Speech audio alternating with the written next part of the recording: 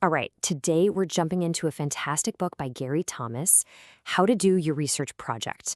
But we're going to look at it a little differently. Forget research as a chore. Think of it as an actual quest, an adventure. We've all been there, right? You're just staring at that blinking cursor on a totally blank page, and the size of this project just feels massive. It's that classic feeling of being completely lost before you've even taken a single step. But what if we could change that? And this quote from Thomas, this is the key that unlocks everything. He says we get so caught up in the shiny tools of research, the complicated methods, the fancy jargon, that we totally lose sight of the main point.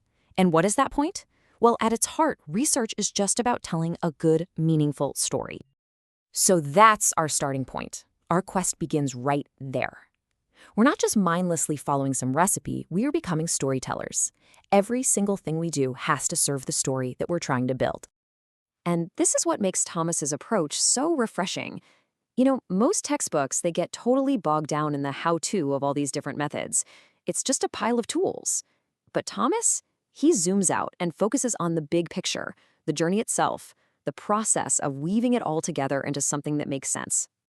Now, every good quest needs a map, right? Something to give you direction. For us, as researchers, that map is our research question. It's what defines the whole journey and stops you from just wandering around aimlessly. So how do you even start to make that map? Well, Thomas makes it way less scary by breaking it down into 4 simple types of questions. Are you just trying to describe what a situation looks like? Or maybe you're exploring what's going on. Are you trying to explain why something happens? Or maybe you're just seeking relationships between 2 things. Thinking about it this way makes that huge task of finding a question feel, doable. And here's probably the best advice for any adventurer on a long journey. Don't get overwhelmed. Thomas swears by this little and often approach. Seriously, don't try to conquer the whole world in one weekend. Small, consistent steps, that's the real secret to making progress and actually reaching the finish line. Okay, so we've got our map, now we need to pack our bags and gather our tools. And that brings us to the literature review. This is where we learn from all the explorers who came before us so we can build a solid foundation for our own adventure. And of course, every quest needs an itinerary. A timeline, like this Gantt chart from the book, is basically your project's plan. It maps out all the stages, from the early reading all the way to writing up your final results. It's an absolutely essential tool to keep your journey on track and on time. Now, the trick here is to remember that a literature review is not just a shopping list of who said what. Not at all. It's the story of the conversation that's already happening. You're pulling together different ideas to create a single, flowing narrative, one that sets the stage perfectly for your own unique voice to enter the chat.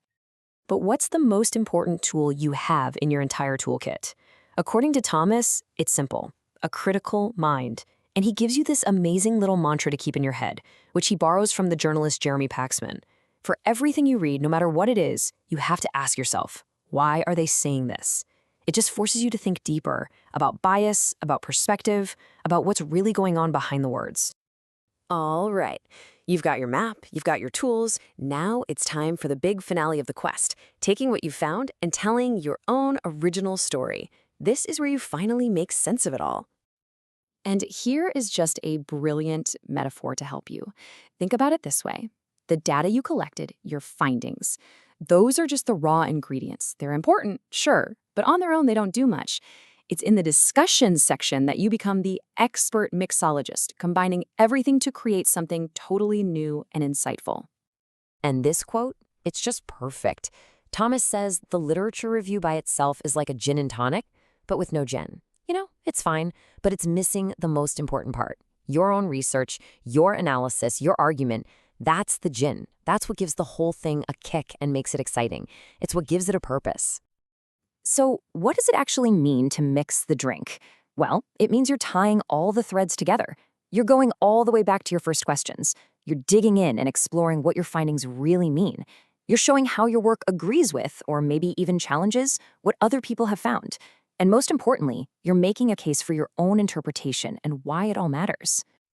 And with that, we've reached the end of our quest. You've faced down the challenges, and now you return with the prize. In this research adventure, that prize is the elixir, your finished project. It's a real contribution of new knowledge. And it's so important to remember this. You've done way more than just check a box for a grade. You went on a genuine quest for understanding. You navigated this whole complicated journey, and you came back with something valuable, something that literally did not exist in the world before. Which leaves us with one last big question. Because at the end of the day, the goal of your quest isn't just to tell a story. It's to make a difference. So when you finish, you have to ask yourself, what story is my research going to change? What new idea will it bring into the world? Because that's the real power of your quest.